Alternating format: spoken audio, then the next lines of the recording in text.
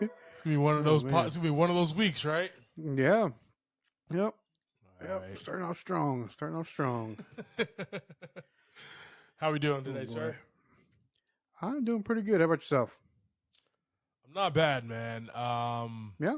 Okay. Gonna make a public service announcement that moving away from Windstream and going to Google Fiber. Okay. That is definitely happening because internet has been less than stellar in my household. So, just for me, it's not a public stance. Excuse me. You see that there? Windstream's even making me sick. Wow. I got to Dang. get rid of this stuff, Dang. bro. How was your weekend? Oh, it was nothing too crazy, man.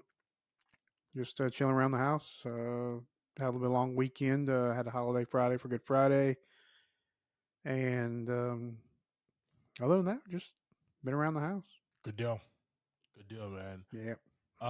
I finally did something that I was tasked into doing. Actually happened Okay. yesterday before I went to go see our MOW. Right. I watched something else, and that something else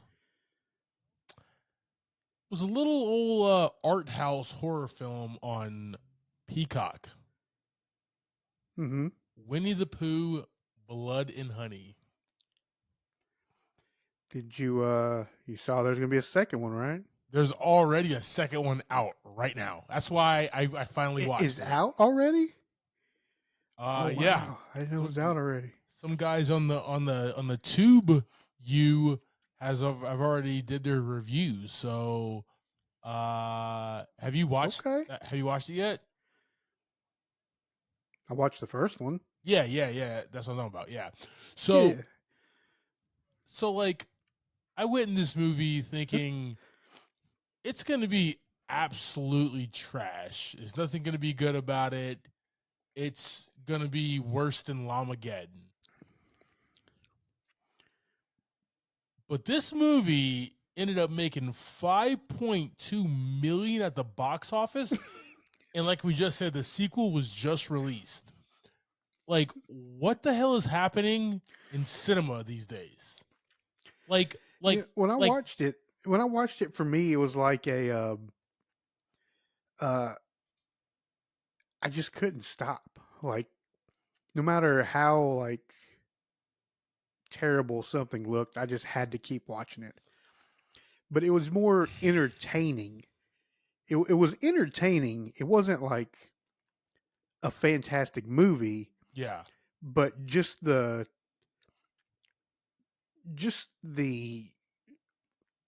way that it's put together is like entertaining, right? I don't really know a better word.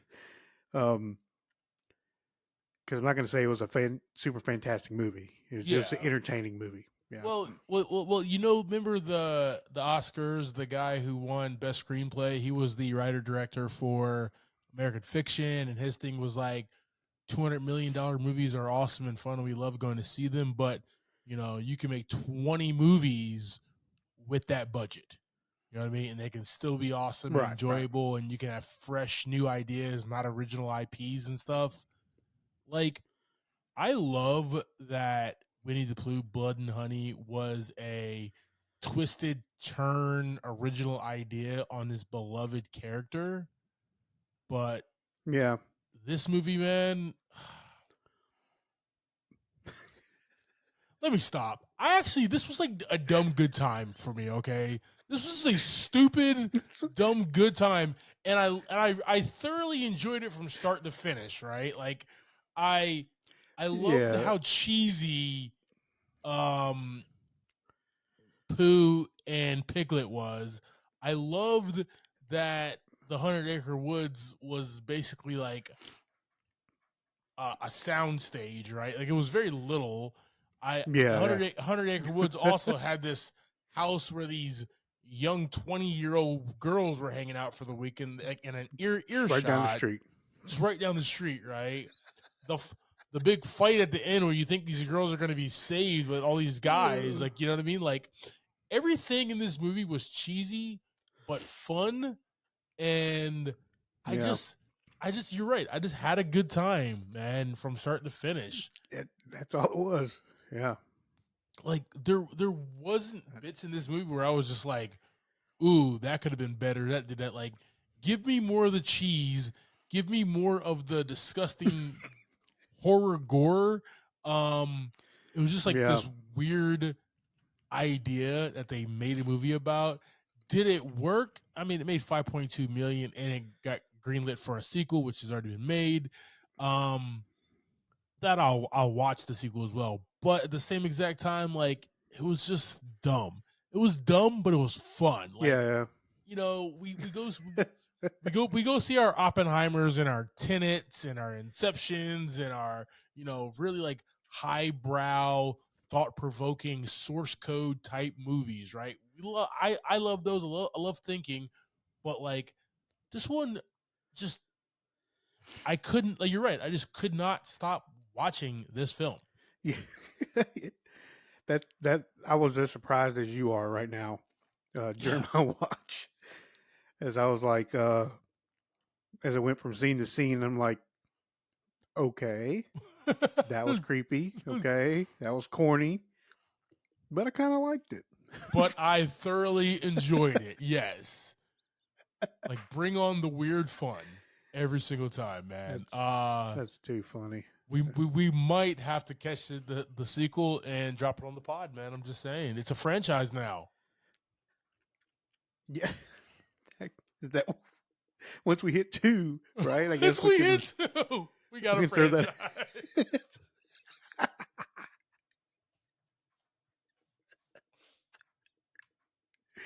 Let's go. All right, man. So that's you know, the movie that is off top of head right now other than our movie of the Oh, week. But I actually caught Revenant over the weekend.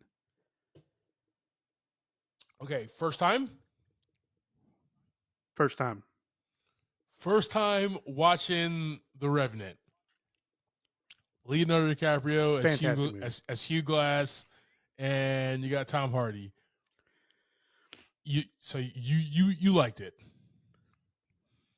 Yeah, it was a great movie. It was a very interesting. One of the ones you just kind of got to keep track of what's happening.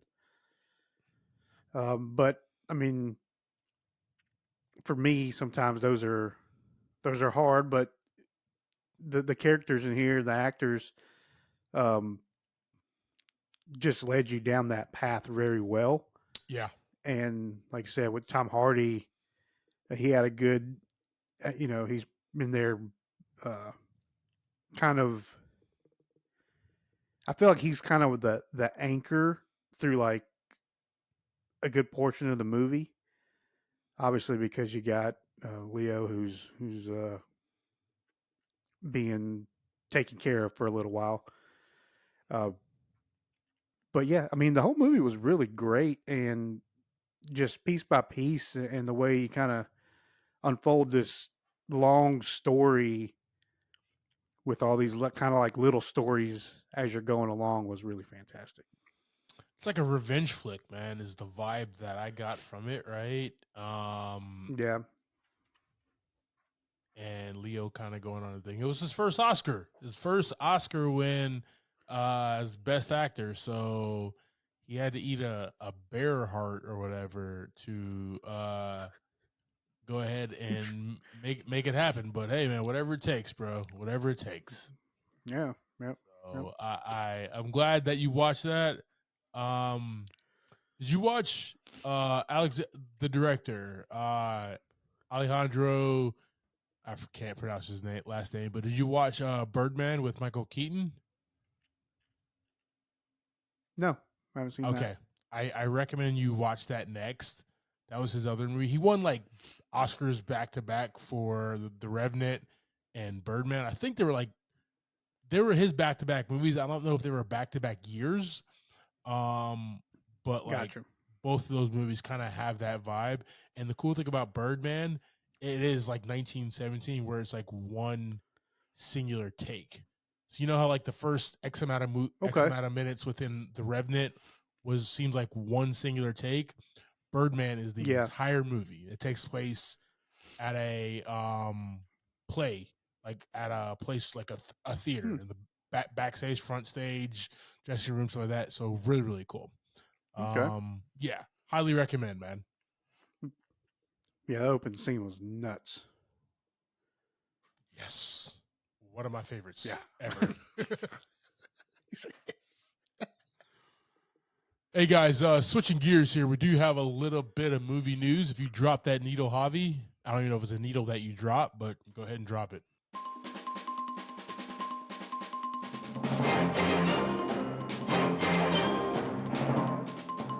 Needle drop, sir.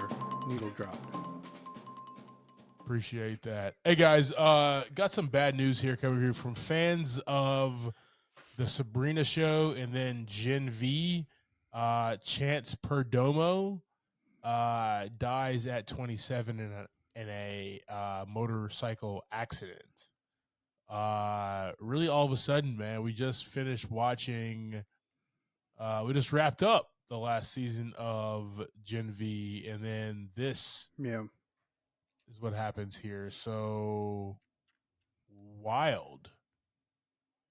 So now there's obviously internet Yeah. Did, speculation about what happens next. His character on Gen V, it was, which is like, and I'm sorry, I know you're about to say something. Which like that kind of pisses you're me good. off about, Yeah. um, people who do the exact same thing that me and you do in regards to talk about film, talk about TV, talk about stars, like they're these not real people and objects, right? Like this man died.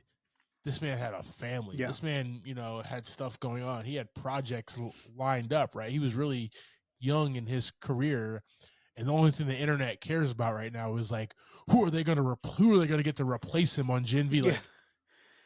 Like, Yeah. No kidding. nobody cares about that right now, right? A life was taken, guys, and like I'm Yeah. Yeah.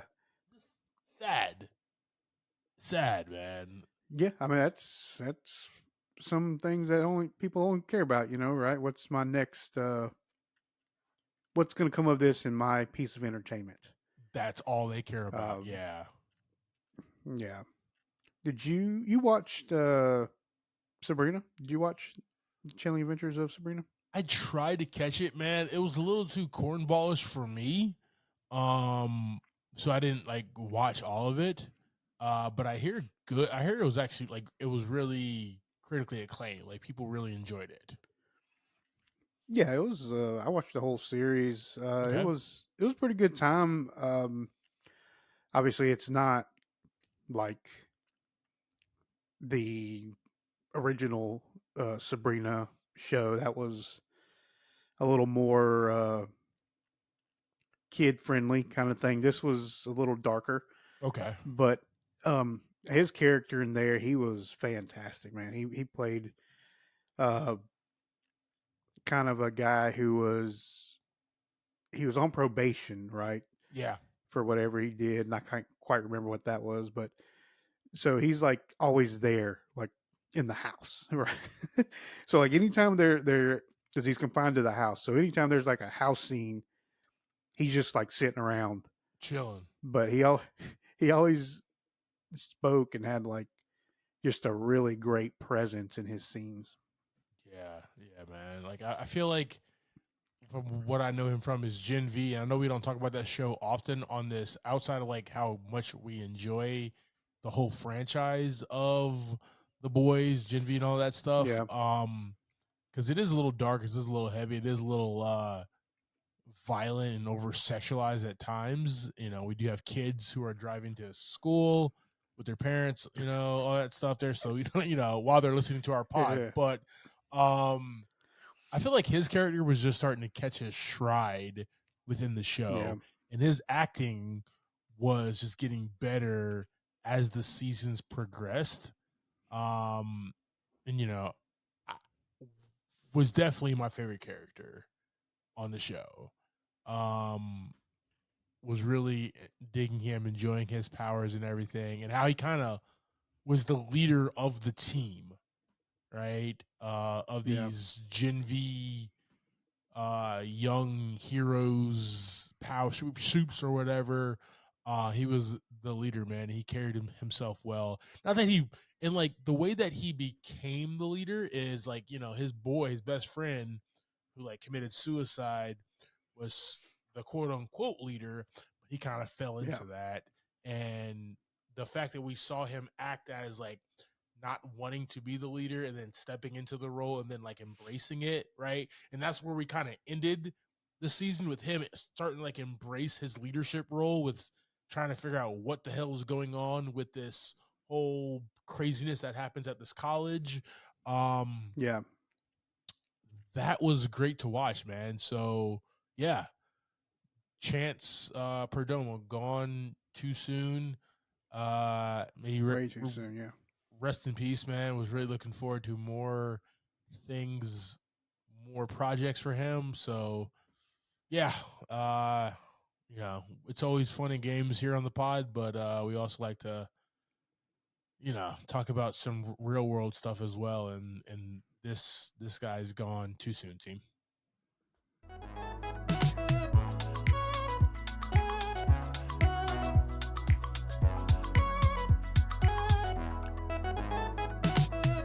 Welcome to the episode of Movie in a Pod. I am Clyde Smith. And I'm Javier Villalobos. On this episode, we are discussing the trailers for Unfrosted, Bad Boys Ride or Die, the third episode of X-Men 97, our movie of the week, Kong X Godzilla, the new Empire. I don't know, guys. Perfect. Perfect.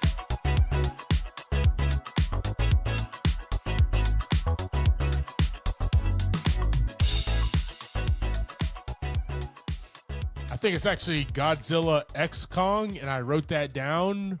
But like, Kong should really have top billing in this movie, but they gave it to Godzilla. So we'll talk about that here in a little bit, team. We got some trailers coming at you here. We got a movie written, directed, and starring Jerry Seinfeld called Unfrosted, and then Will Smith and Martin Lawrence team back up for the fourth time for Bad Boys Ride or Die. I wrote down day, but I meant die. I don't know what I was doing this afternoon when I was writing this, team. I'm sorry. But we do have a link tree in the show notes. And within that show notes, you can click that link tree that I just said. Kind of struggling today. I apologize, team. And yeah, we have some socials. YouTube, our full reactions. We have our TikToky, our Facebook, our Instagram. We even have a threads and a Twitter /X, guys. So just one X. No more X's, just one. We got those guys where we just ask that you go check them out, share, like, subscribe. The more likes and stuff, downloads and stuff that we get, views, the more great content we can keep pumping to you guys. So yeah, check us out. All right, team. Jumping forward here, we are actually going to talk about X97 coming back at you, man. That third episode here. So going back a second, we have another gene that kind of falls into Morph's arms at the end of episode 2. Yeah. It was kind of the cliffhanger, and we're trying now in episode 3. We're trying to figure out who's the real Gene, what is going on, who's behind this, where was this Gene at. There's a lot going on in this episode, and a lot of it is the sinister Mr. Sinister who's behind it all. Yeah. Who's like, we come to find out, like, the reason why he's attacking the X-Men is he's trying to get Scott and Jean's kid. This was a different episode than the first two. Everything kind of took place in the house, and then, went out. Most of the episode was in the house. So like, it was like a horror movie. Yeah. Kind of took me out of the episode a little bit, because it was like, all right, there's so much stuff going on in the house. And it's like, the threat level was very low to me. Like maybe to them it was kind of high, but for me it didn't seem that way. Yeah. Um, but I did like it when they went after Mr. Sinister to go ahead and get Scott's kid. You know, when they kind of go out and do the damn thing, Right. that's where Storm, not Storm, we see Storm at the end, but that's where like the X-Men are like really cool to me, and this show picks up, man. But what was your take? Yeah, it was like I said, I agree. It was very different. Kind of got a haunted house episode, almost like a um taking you out of the reality. Right, you're in a basically just a made up reality in this house where the Yeah, things aren't necessarily real, but they are. You can get hurt, I guess. I don't really know. That didn't really flesh out. Um, but we did get some cool scenes in the fighting, man. Like, they just keep doing this. Uh, they're kind of power team ups. yeah, Like the one with Scott and Bishop in this one. Uh, all those team ups just keep getting better and better every episode. It seems like. agreed. Uh, but I mean, it fleshes the whole story out. Like the episode is like just one story in this one episode. You go from not knowing what's going on to basically completing the story for the most part at the end of it. Yeah, There's no real cliffhanger. It didn't seem like. So I'm curious, like to where if we're gonna have anything else. I think we had the storm thing kind of came back around. Uh, but what we're moving on to this week is what I'm curious about. Um, and are we going to keep having like ongoing plots, or are we going to start doing this kind of story every week thing? yeah. So it looks like here we're getting 10 episodes, and every episode is kind of a bottled episode by itself that's like this overarching. Obviously, like Mm-hmm. they don't.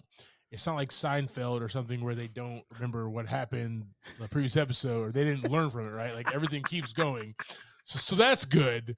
Um, but it looks like the next episode is called Montendo slash Life Death dash Part One, and Oh boy. then we have episode 5 is going to be called Remember It, and then life episode 6 is called Life Death Part Two. Then we got Bright Eyes, and then 8, 9, and 10 is called Tolerance is Extinction. So I'm guessing that's going to be the Omega threat, which is going to All right. be the big baddie. Is going to come for 8, 9, and 10. So Yeah. Yeah. kind of excited for that, man. It's just a fun show to watch, man. Like I didn't Agreed. think I was going to enjoy it this much. Um, but it's fun. Yeah. 90s, It's really bro. one you can just sit and watch. Like it's Yeah. fun to just watch it and really enjoy the moment while you're there. Uh, but yeah, I mean, this episode was fun in its own kind of weird, twisted way from the other two. Yeah. Like I never really understood like Mr. Sinister as a character itself. As far as like because he's very old, the extent of his powers is vast, so it's like different writers doesn't can't really pin it down as far as like what hmm he is, what he's about, what his overarching goal is as well. He was just a good villain to he was a good villain of the week in a lot of these I got you. comics and in this show as well. But he never was somebody who was just like, ooh, like we have to stop this guy. It was like, all right, guys, we got Mr. Sinister again, right? For Yeah. for for a guy with the name Mr. Sinister, you would think like he'd be this overarching character like a Magneto, like an Apocalypse or something, right? But no, it was like, all right, guys, let's take this idiot out again. You know what I mean? So Yeah. guys, we'll throw episode 3, Fire Made Flesh from X97 on our socials. Let us know your thoughts. Are you still rocking with this series? What has been your favorite episode so far? And once again, who is your favorite X-Men on this show? Let us know, team.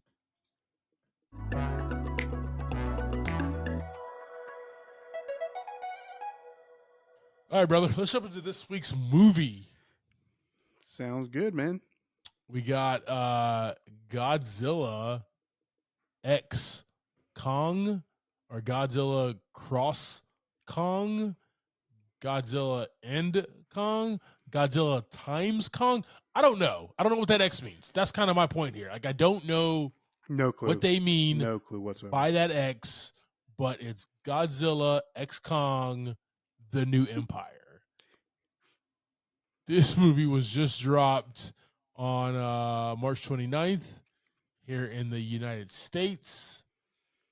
This one's directed by Adam Wingard, written by Terry Rozier, Simon Barrett, and Jeremy Slatter. Got a lot of empires lately, man. There's a lot of things going on across the world. A lot of Not lot of good. parallels. A lot of Yeah. parallels here in this movie and the movie we watched last week. There, We have a budget of 135 million. So far, we've grossed 194.8 million. let's go. Starting this, I'm gonna give you our top four here. We got Rebecca Hall as Dr. Eileen Andrews, Brian Tyree Henry as Bernie Haynes, Dan Stevens as Trapper, and Kaylee Hodel as Jaya. Yes, sir. Yes, sir. Go ahead and give us that quick synopsis so we can jump into these characters. Yeah, so we got Supercharged Godzilla and Cyborg Kong. They team up to keep a ruthless Scar King from taking over the surface world and using the Titan Shimo that is under his command to cover the Earth in another ice age. Yes, sir. So we got back-to-back weeks where the big baddie is trying to freeze the world, right? Empires, man. Everybody's trying to Empires, frozen empires, all of them. frozen empires. What are we trying to do here? You know what? That I didn't even think about that. Yep. It was everybody trying to freeze over the world. Trying to freeze over the Jeez. world, man. We got empire as in the name, so I feel like you know, like because you know it's like Hollywood and it's like L.A. and shit, and even though Hollywood is big and the studios have like are nowhere near each other as far as like Columbia and Warner Brothers. I feel like they be copying off each other's tests sometimes, though, man. You know what I mean? Like, 100%. bro, 100%. this is my test. No, this is my test, bro. So is Mhm. what it is, man. But it is so often that we do see like similar movies with like similar plots, and just very interesting to definitely see there. Let's start at the top here with the human cast. Then we'll talk about our Titan and Ape cast, and then we'll go from there, man. Cool. We got Rebecca Hall as Dr. Eileen Andrews, and she has a bigger role in here. She's still like the doctor who's head over like the Kong project or whatever, and making sure that whatever's going on in the upside down place, that's not called that. Middle Now we're Earth. just doing this on purpose now. Middle Earth, is that what it's called? Nope, that's Lord of the Rings, damn it. Okay, Yeah. I'm gonna get this thing. Hollow Earth. There we go. There it is. There it is. Yeah, so she like protects Kong and not really protects him, but like monitors him and has help. He helps like mapping what's going on within the Hollow Earth and everything. She's having troubles with her adopted kid Jaya, just trying to get adjusted to normal life. Jaya's in school.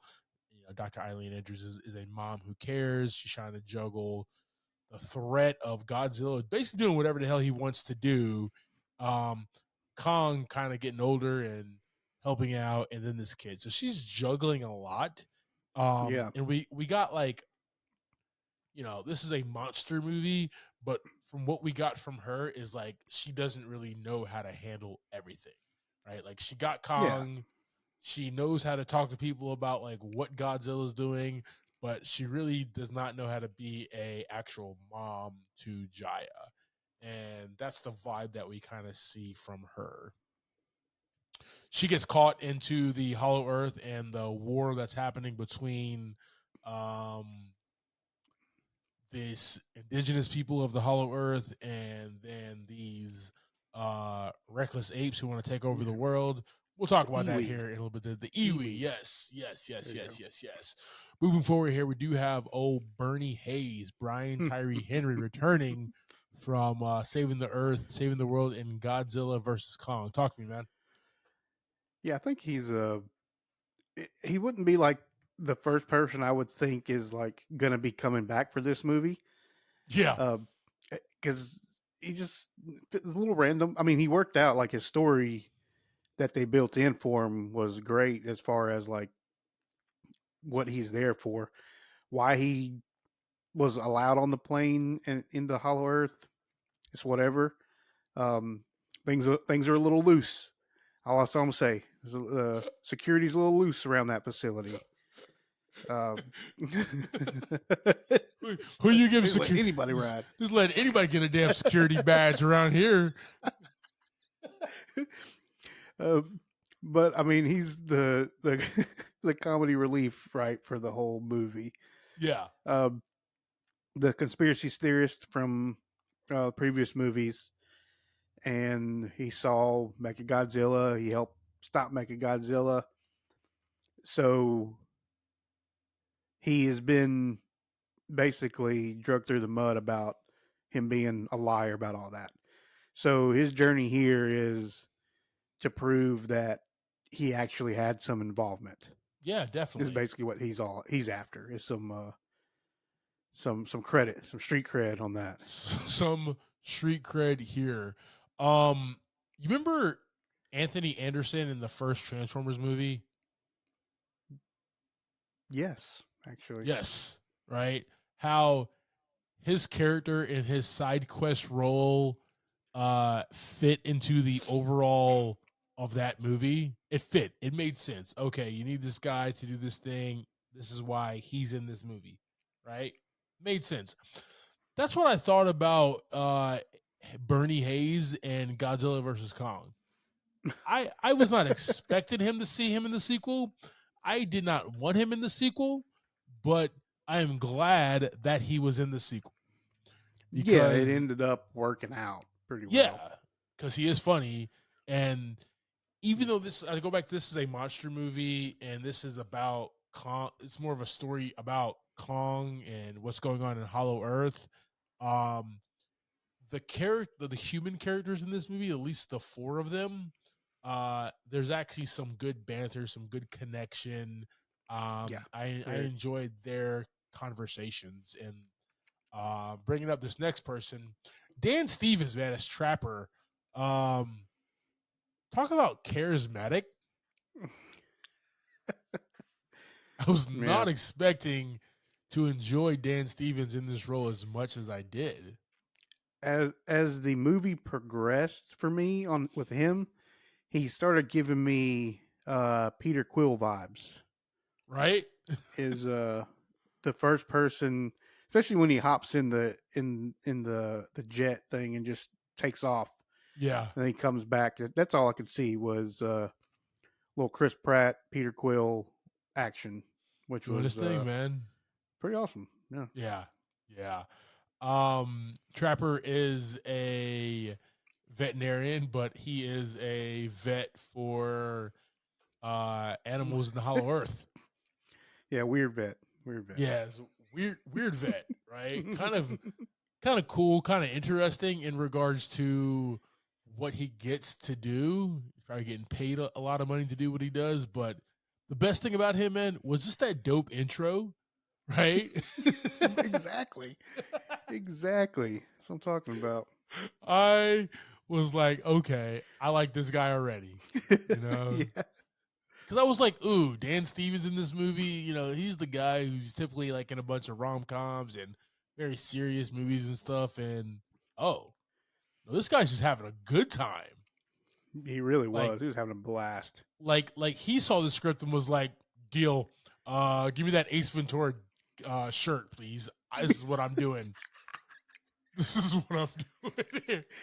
Yeah, and I thought that too when I first saw him, and I love how it was pointed out later on. It's fantastic. Yeah, yeah, man. Everybody was thinking it. Yeah, so he was fun. So he goes along with the ride with Rebecca, not Rebecca, Eileen, Bernie, and then Jaya on into Middle Earth to kind of figure out Middle Earth, Hollow Earth, excuse me, and tries to figure out You got sued. what is going on. Oh yeah, yeah, yep. Legolas is gonna bust in here and shoot me with a damn arrow in a second. Just we getting arched Um, up in there. but then we got Eileen Andrews' adopted child Jaya, and another kid actor that is really didn't need, but like her connection was ended up being important at the end in regards Yeah. to getting like Mothra, but also connecting to the people and kind of leading the other human, the adults, to where she was getting this fissures in her head or something from. So, those are the uh human cast. Let's go back up top, man. This is Godzilla X Kong, the New Empire. This is a monster Mm-hmm. movie.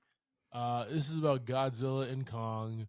If we want to go ahead and first talk about Godzilla, um, just like where we left Godzilla off, man, in every one of these movies, that's what he does is he just goes around the earth and just whoops ass. That's his job. Keeps everybody in check, man. Keeps everybody in Keeps, check. keeps all the other Titans in check. Right? And like he takes a back seat in this movie as far as like his character and what he's about, but it's almost like it was like that for like how he like senses things, like that's been kind of the thing since the first movie back in 2014. Godzilla just senses when another Titan or another threat is around or on the planet where okay, Mm-hmm. I got this person's acting up. I got to go put him in check now. You know what I mean? So, um, Got to he get a switch. gotta get a right. We're like his whole thing is like Yep. all he's trying to do is like chill in the Coliseum and take a nap, but Such then a he good has to. spot. It's such a good spot for him, but then he has to get up so he can get powered up, and that's like the Yeah. majority of him in the movie. He's attacking all these like gamma stuff under the water or whatever that he needs to absorb. He drains Just like a power plant in France. Like that's what he's destroying so doing. much stuff. Destruction. Just so much destruction. Oh, dude, he doesn't care. Mm-mm. Hey, What are they going to do? Sue him? What? hey, build me, right? Yeah. He said, I'm going to tear down all your buildings and then take a nap in your most precious uh, historical monument Yep, here. yep. I know Russell Crowe fought here. I know. Yeah. I don't give a damn. I don't care what. I'm gonna sleep exactly where Russell Crowe caught an ass whooping. Okay. Yeah. That's basically what he Yeah. did. And I love at the end of the movie, like he went back there too. He went back. Yeah, it's He a was like, spot, "Yep, man. nap time, baby." Um, He fits perfectly in there. but this movie really centered on Kong, and this was a Kong movie in regards to character development, in regards to the actual lead. Um, we see Kong. He's kind of chilling in Hollow Earth, doing his thing. You can just tell for a character who is not going to talk, but is going to emote via face, emote during actions. Yeah. He's lonely. He's very Right. lonely. Um, he's older. You see that like in his beard and everything. Uh, he's almost tired of like being the defender and having to like fight and kill, like as he sets up all these, you can tell because he sets up all these traps so he doesn't have to just go hand-to-hand combat every Yeah, time. that's pretty um awesome. yeah, man, apes are smart, bro. Yep. So you can tell that he's getting tired, he's getting older, like this is this sucks, man. I don't want to have to do this shit for the rest of my life. Also, I'm the last of my kind, bro. Like, come Yeah. on. right? And you can tell and feel that on him without him even saying it. Just the way that he emotes, man. Yeah. So we take his journey, and his journey goes from Hollow Earth to this uncharted territory, um, which off the top of my head it does not ring a bell. What it's called again? It was Um, just called like Subterranean Earth or yeah, something like that. Yeah. yeah, something real whack. Um, But down here, he finds other apes that are trying to whip his ass, which he takes out. He finds this little baby ape that kind of is trying to get him He, killed he at had to put some first. hands on him. He had to put some hands on that He baby did. ape. I mean, he had to take the He baby used, ape and whoop other apes with the yeah. baby ape. You know what I mean? Like, No. that's some gangster shit right there, okay? My man, I was like, what's gonna, I was like, no, there ain't no way he's gonna like actually put hands on the ape, and he literally beat other apes with the baby ape. That was awesome. I That mean, made me happy. you act, you act like a grown ape, you're gonna get treated like a grown ape, right? You, That's what they say. that's exactly what they say.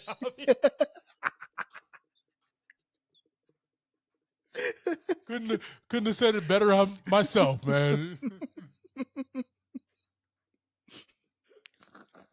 Oh shit. Oh, wild movie, wild movie. It's just a wild ride, man. So he gets in a fight with these other apes, and then we see Kong, and he goes to the Fortress of Solitude, I guess, for Scar, and he has all these people hostage, and all these apes working on his behalf.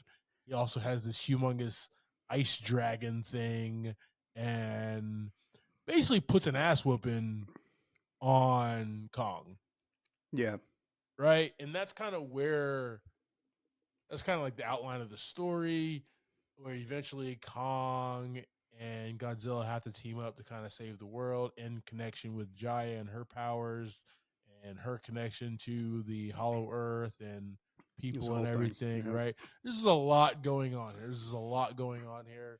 But like outside of that, man, like I do want to touch on, and I know we don't often, but I do want to touch on like the look and feel and the sound of this movie. Hmm. Uh, I actually went to go see this in 3D. Oh, okay. Yeah. And like typically I don't like seeing movies in 3D because it's like bloated and like gimmicky, Yeah. but this added a really cool like effect to the I just don't. I movie. don't have the eyes for it.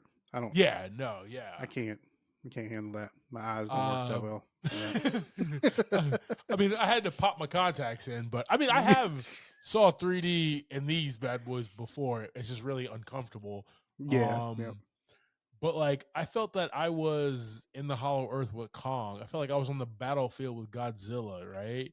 And even like when Bernie was freaking out, I was freaking out there with him. You know what I mean? Like, the 3D made it Oh very yeah. immersive, and even watching it in 2D, that would have still been there, just the way that it felt. What was your experience? Yeah. When they're going through the portal for the first time. Yeah, Uh, yeah, that was a lot. That was very sensory overload with all the yeah. flashing and everything. And you feel like I could imagine with that in 3D, but just sitting there watching it, uh, you can really feel like your stomach turning. Like Oh yeah. it makes you feel weird. Yeah, man. But like it's just even the the things that were flying, the rocks or whatever. I was scared. I was in 3D, man. It felt really lived in, and nothing felt cheap. Hmm. That's what I liked. Like when the 3D seems when the 3D and the CGI seems cheap, I'm kind of out of it.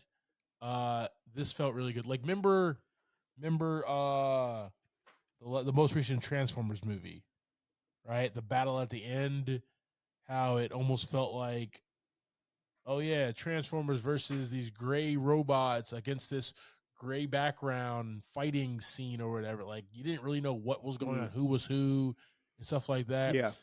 This was very much in color, much alive, even when they were still in Hollow Earth, kind of floating around, all the way up to when they were in the surface in Rio.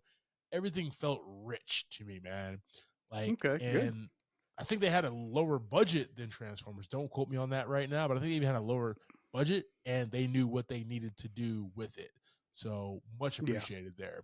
So I don't know about you, man, but like, did you get superhero vibes from the music from the composer? I mean, be honest with you, man. I was kind of immersed in the movie more than like really paying attention to the music, which Yeah.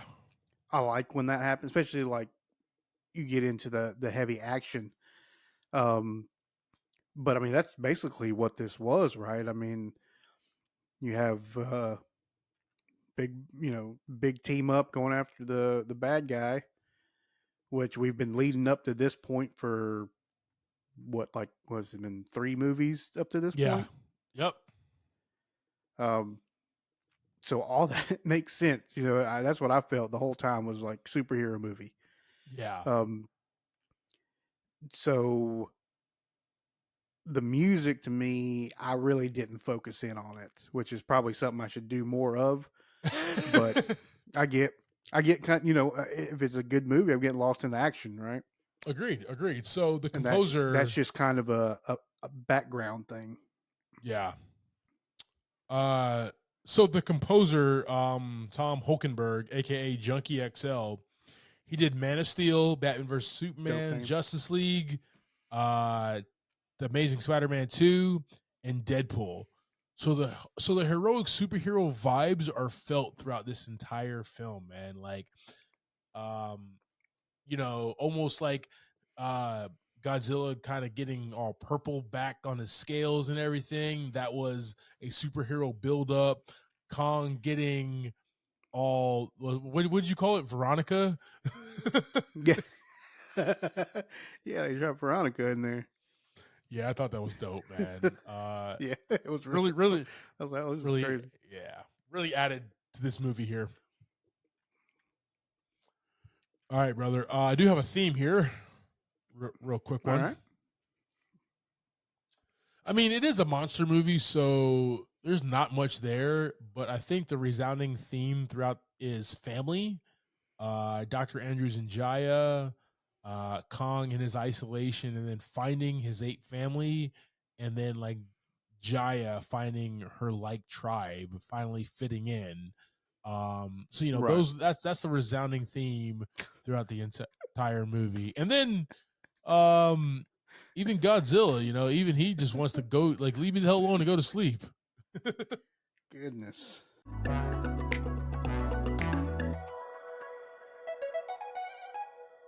All right, team, that's our conversation about 2024's Godzilla X Kong: The New Empire. JV, give me your thoughts and ratings on this, man. Yeah, this one's gonna get 4 buckets of popcorn from me this week. All right.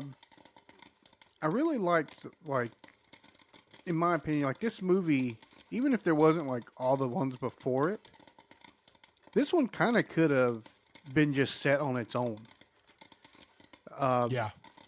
Because you get a lot of backstory, but you don't get like flashbacks really. But where they start, like Jaya's journey, you really don't need all that stuff, right? It tell a nice story through this whole thing of what she's going through. And then just with Kong and Godzilla, I mean they're in a new storyline for this whole movie. Uh, Mm-hmm. so I enjoyed that part of it, that you didn't really have to see all those movies, right? You could just enjoy this all on its own. Um, but like I said, I think that the one bucket that's missing for me is the fact that we just kind of saw this movie last week, but in Ghostbusters form, right? Yeah. Yeah. Um, Yeah. I don't know if it would have been the reverse effect, if this one would have came out beforehand, but uh, either way, I mean, is it was right on the money, dude. I mean, the bad guy Yeah. was locked Agreed. away. He had to be unlocked. You know,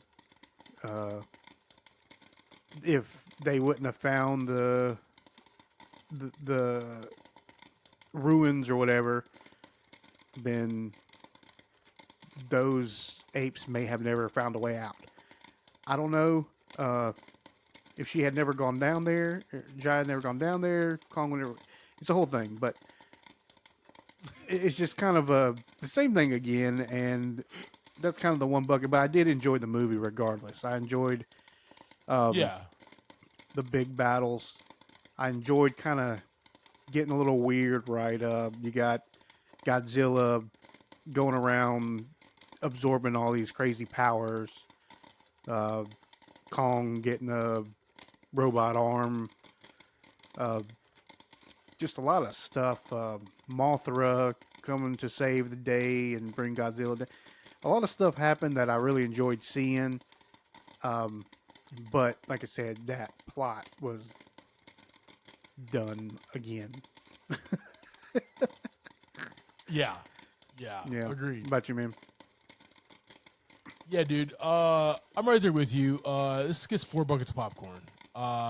This movie delivers everything I want in a spring summer popcorn Agreed. flick. The action, the comedy, the thrills. I, for one, thought Kong was gonna get his ass whooped more during that scene with Scar.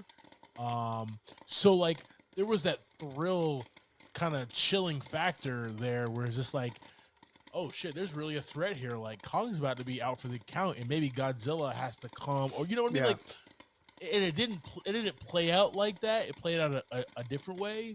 But the fact that that was there, right? We seldom, like, it seldom happens that we go to a movie and think like the title character is gonna be in some jeopardy, right?